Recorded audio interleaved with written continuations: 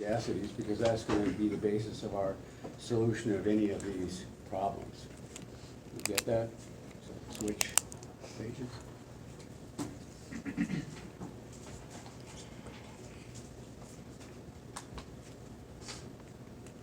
So let's consider here the general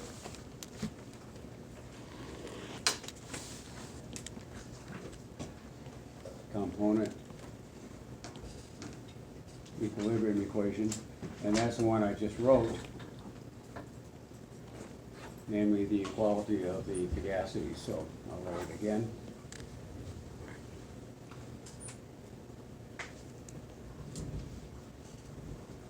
And that's been the subject of the last couple of lectures. So we can write it down. So the completely general case for the fugacity of a component I in a vapor phase is going to be given by yi pi hat p. And that's going to be equal to the fugacity in the liquid phase. We've got that. That's going to be gamma I xi times the fugacity of pure liquid I. So I'll remind ourselves of that. And for that, we've already obtained the expression, which was VIS times the vapor pressure times the pointing factor.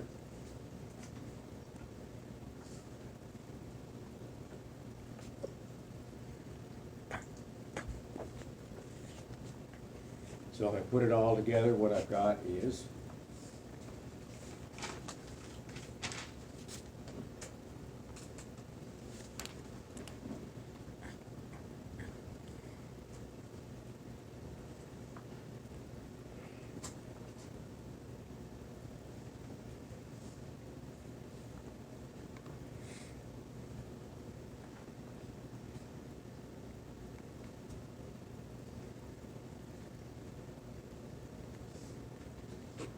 there's my completely general vapor-liquid equilibrium equation. Now, we seldom have to deal with it in all of its complexity, because there are more often than not simplifications that can be made. So let's consider those.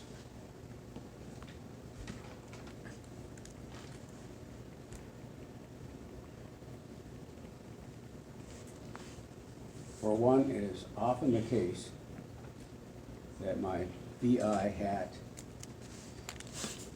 is approximately equal to my VIS. Oops, that's not going to happen.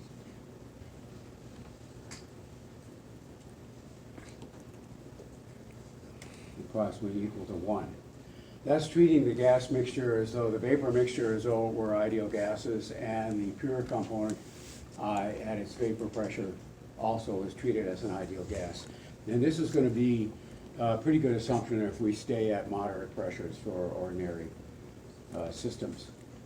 The second simplification that we can make is that the pointing factor is effectively 1. So let me write that out.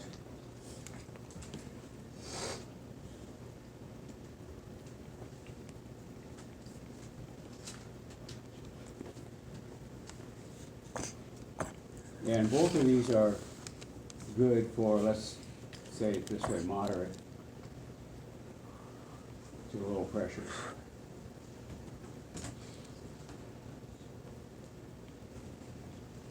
If I make both of those assumptions, what this equation reduces to then is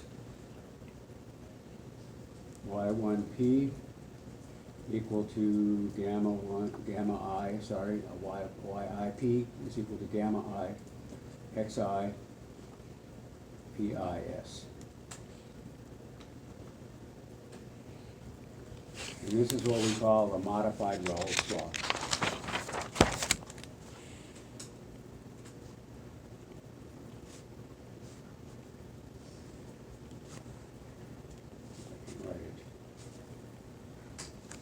And it's going to describe essentially nearly all the problems that we face here in vapor-liquid equilibrium. If we have to go away from it, we can do that because we have the general equation, but in general, we're going to be assuming that the modified Raoult's law provides an adequate description. Yeah. So Raoult's law, I think you said yesterday was for ideal Now mixtures. I'm going to go one more assumption. Okay. So one more simplification, which is almost never going to be true. But, so one third one is that gamma I is approximately 1. We make that assumption, then we get YIP equal to XIPIS, which is Raoult's law itself.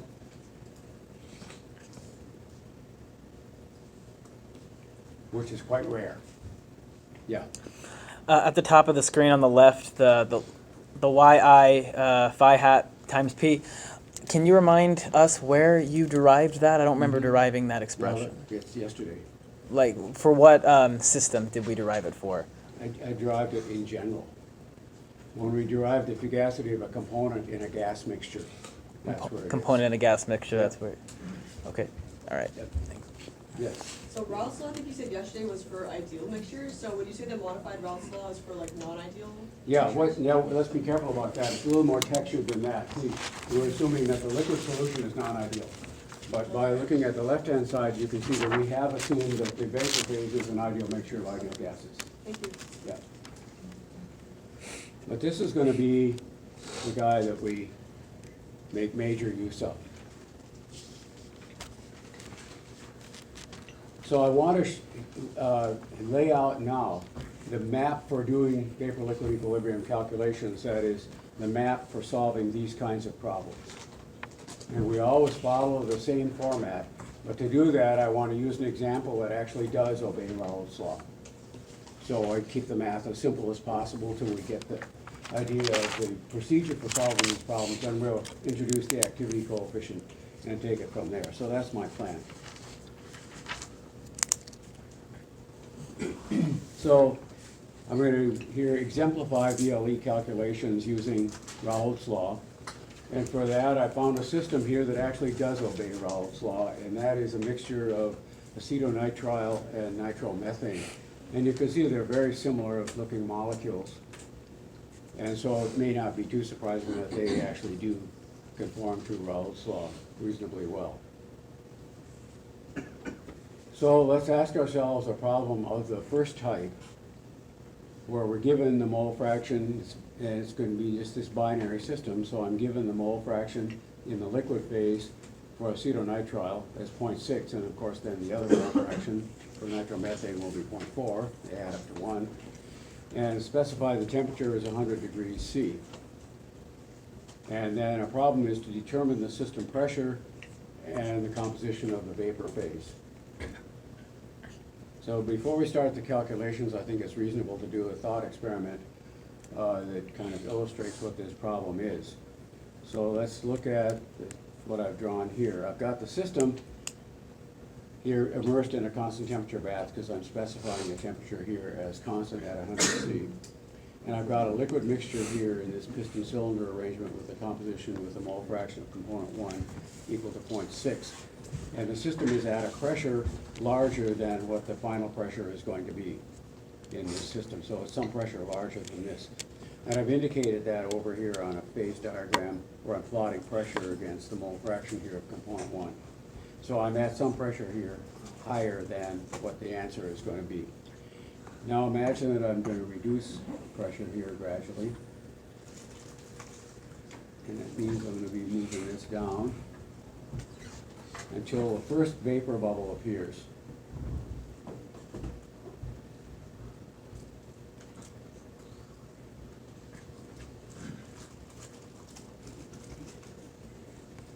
Everyone appreciate what the experiment is? And the pressure where that appears, I'm going to note it here, is what we call the bubble point pressure. So that will be the answer to our question. That will be the appropriate pressure that we seek, and it's what's called the bubble point pressure, and I'm going to designate it this way, BUBL, all uppercase P, and that stands for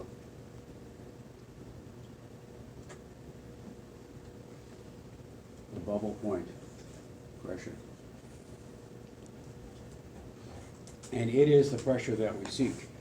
It turns out here that it's going to be, and I'm going to show you how to calculate that, Turns out that it's 145.9 kilopascals. Are you familiar with kilopascals? 100 kilopascals equals 1 bar.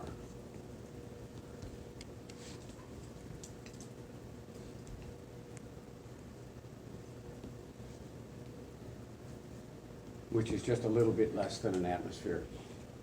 So that we're familiar with that. Now, in order to solve the problem, I need to tell you what the vapor pressure behavior is of these two pure components. So let's look at that. So everyone got a qualitative idea of what the problem is here? Because what we're imagining is what the pressure, the bubble point pressure is. That's the pressure at which that first bubble of vapor would appear. And then the composition of that vapor bubble is what we're after for the composition of the equilibrium vapor phase. So for vapor pressures,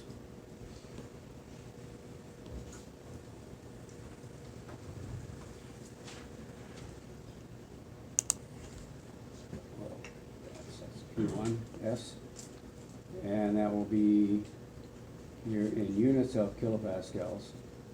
So different than what you have in Appendix A of Koretsky.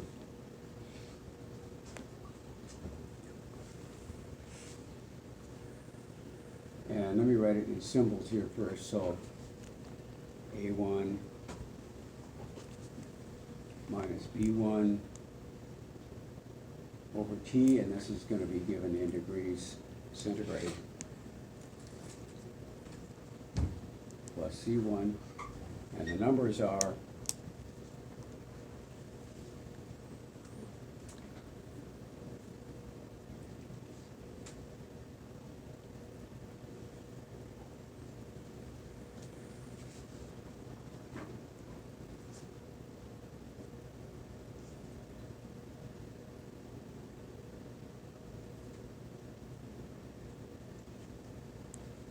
it takes a moment to write these.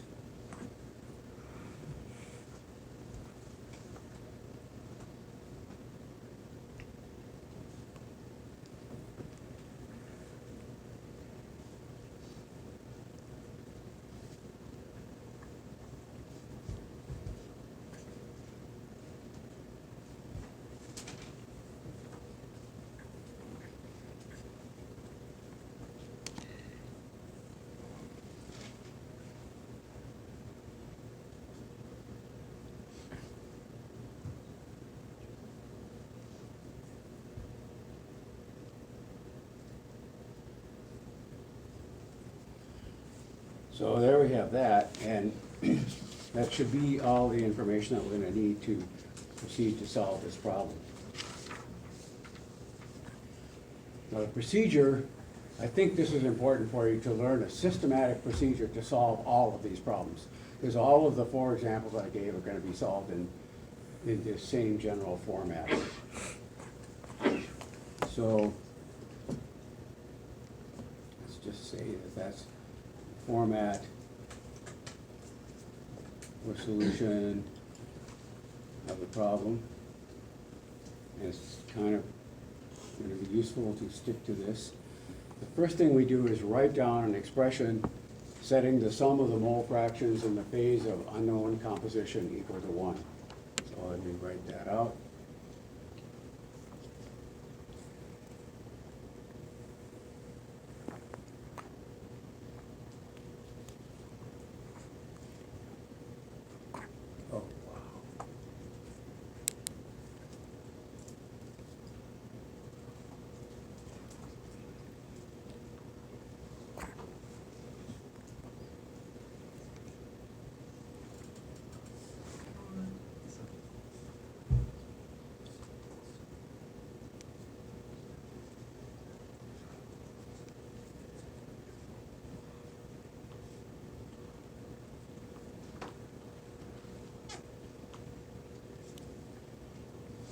So for our case, that's going to be the phase of unknown composition is the vapor phase. So we're going to write down an expression, sum of the yi equals to 1, and of course that's y1 plus y2. So that looks trivial, but Let's follow that, you write that, and now you substitute for each of those y's the appropriate expression in terms of whatever equilibrium equation you have, that is the equations of the fugacities. So let me note that.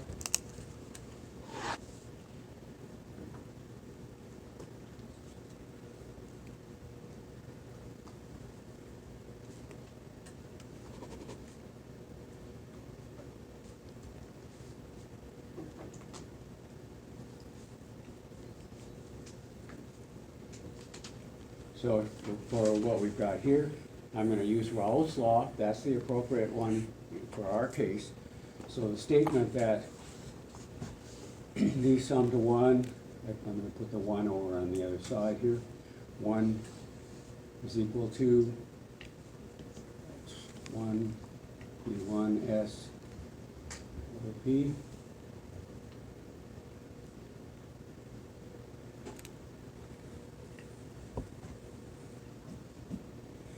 Okay, and then the third step,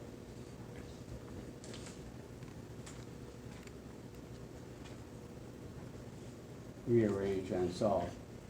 So here, that rearrangement tells me P is equal to X1, P1S plus X2, P2S. And that is going to be what I have identified here as the bubble point pressure.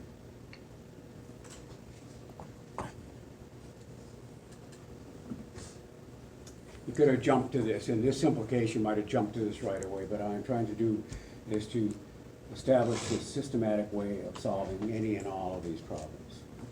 So we can go ahead and finish this one now. I can evaluate the vapor pressures using these two equations. And let's see what that is. So I don't think I need to show you those numbers, do I? I plug them in. I'm going to get, for my case here, X1 is 0.6. P1S worked out to be 177.9 kilopascals. It's 2.4. And if I work out what the vapor pressure is for pure component 2, that's 97.9. So I end up with a bubble point pressure here of 145.9 kilopascals. And remember, that's what I've identified here is this bubble point pressure. So that's what I showed over here. It's the value you get.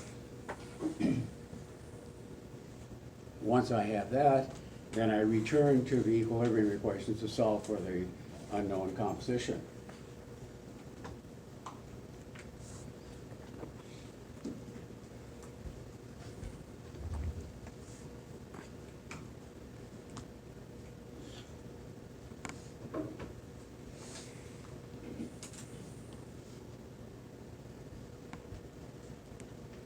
And so that tells me here that Y1 is equal to, just write everything out, P that I just calculated. P1S was 177.9.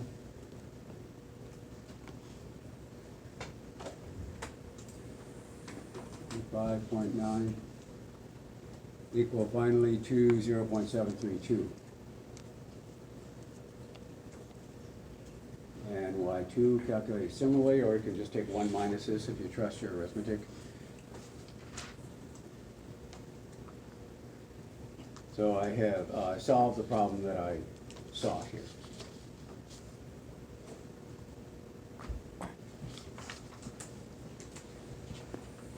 Now what's interesting is I could do this in general, just leaving the composition as a variable. Everybody got this? And if I did that, then I would be able to plot the whole thing out. But let's take a look at what that would look like. The bubble point pressure in general as a function of X1 is going to be X1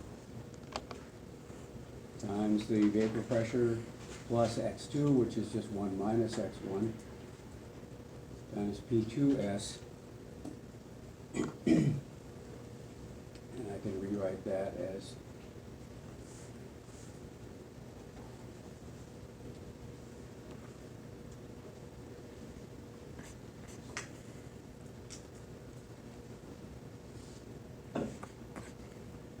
and for this case, I end up getting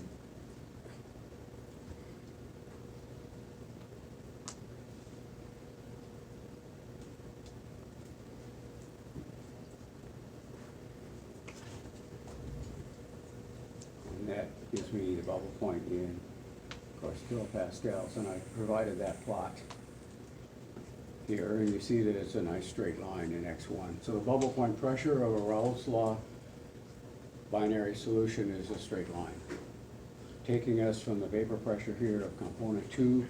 So what this would be P2s up here, P1s. Now for any one of these mole fractions in the liquid phase, I could go over perhaps on the same plot. I had it for 0.6, so if I go up here, that would be this one. I had calculated that the vapor phase mole fraction was 0.732.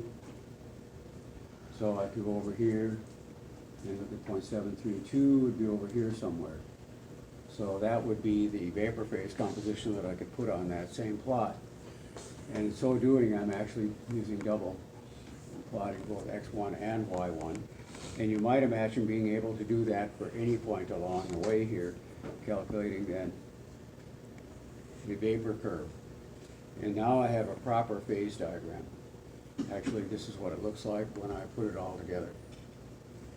And so we could imagine, let's look at what we've got here for this phase diagram, which is at 100 degrees C. I've got up here, what phase do I have? This is liquid. Here at lower pressure, I've got the vapor phase. But in between here, I've got a liquid plus vapor mixture. So you could imagine if I have any point in this system, it's going to be one of these, in one of these areas. So I could tell what that is. So there's a little bit more to talk about here. Let's say I've got this point that I just discussed. This is a tie line that joins the equilibrium liquid composition with the equilibrium vapor composition. So I have a family of tie lines represented here.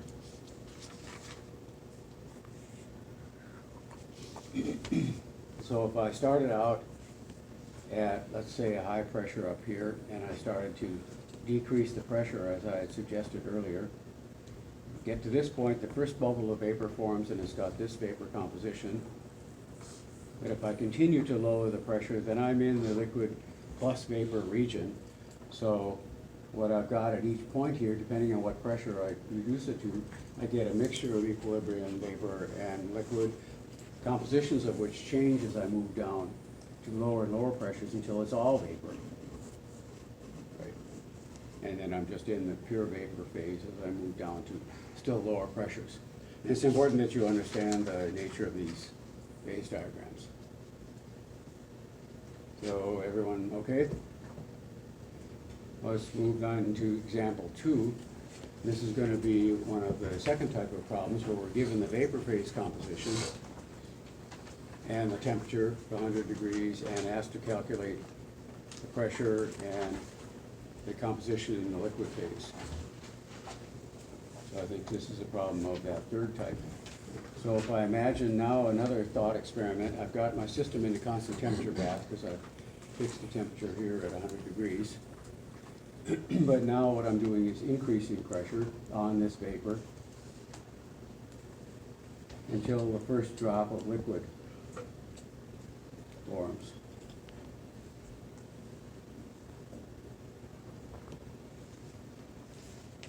And that will happen now. I'm increasing pressure here till I get to the point where that first drop of liquid forms. And that particular pressure we call the dew point pressure.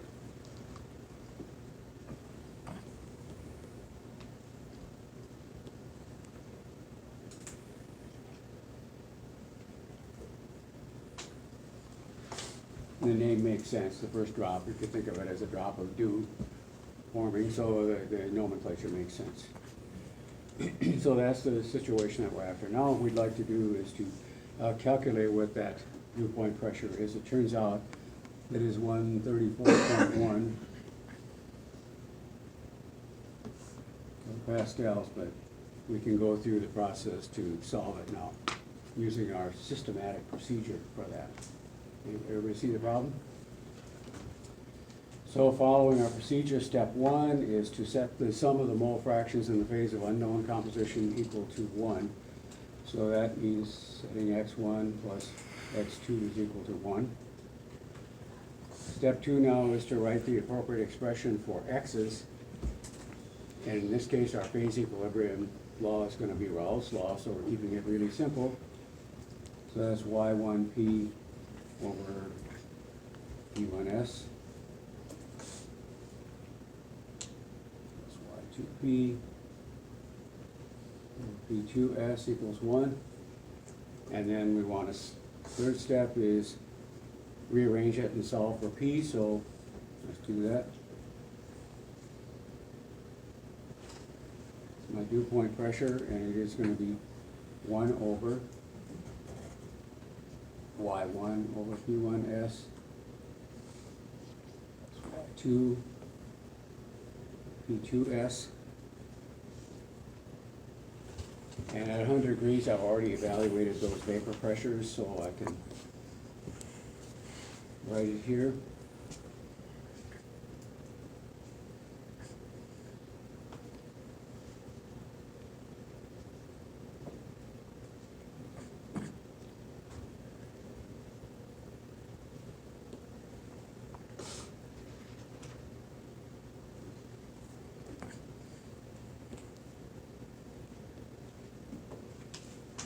And I've got the dew point pressure.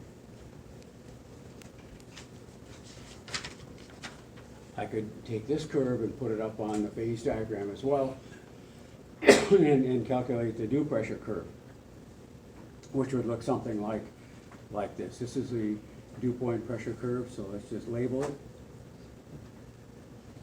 And this is the bubble point pressure curve.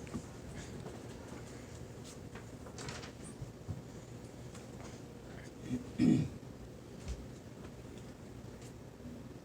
that defines for us our phase diagram. I'll make a comment about it mathematically. The dew point pressure curve for a Raoult's law solution is the only one of these curves that turns out to be a straight line. All the other ones are going to be curved.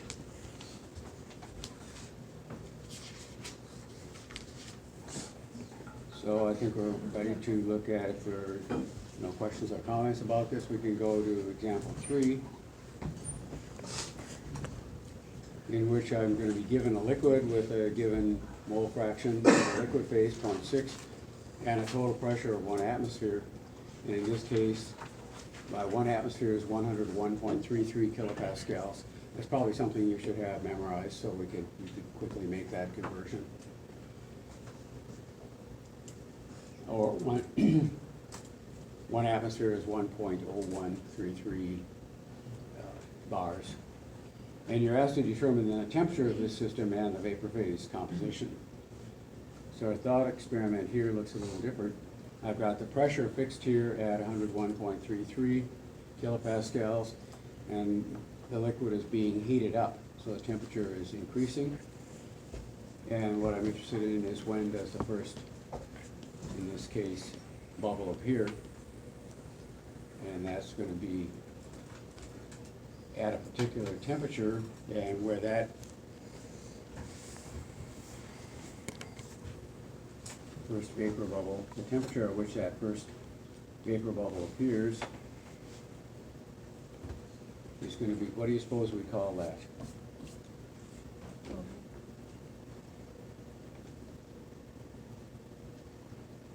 Bubble point temperature. So we could be able to calculate that. Turns out it's going to be 87.85.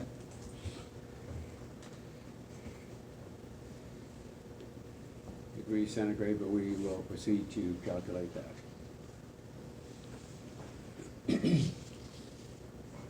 So if we go through this problem, hope I have enough room to do it here. Well, we have liquid phase composition given to us, so vapor phase composition is what's unknown, so the first step is to write y1 plus y2 is equal to 1. Which leads to, well, forget about that. Substitute in the equilibrium equations to solve for P.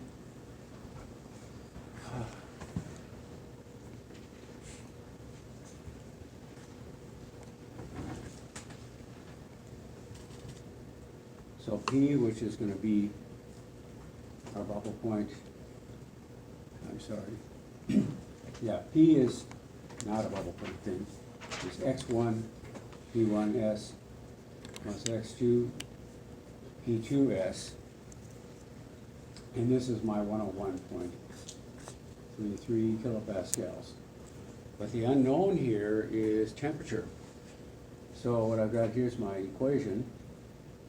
But the unknown is temperature, so let's just rewrite it, noting that P1s as a function of T plus x2 P2s as a function of T equal to my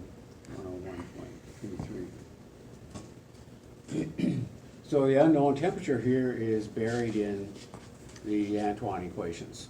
So this one is not quite as simple as the previous examples.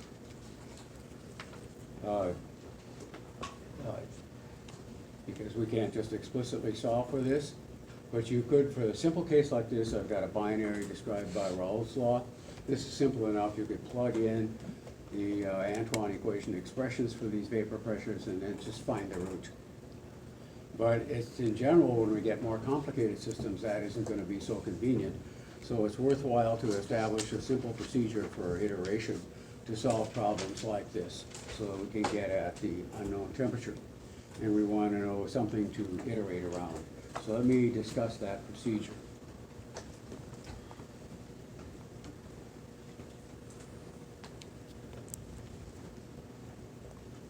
If I can, procedure for iteration.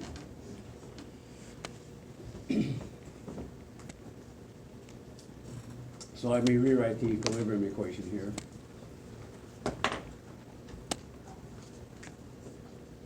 Something happened before.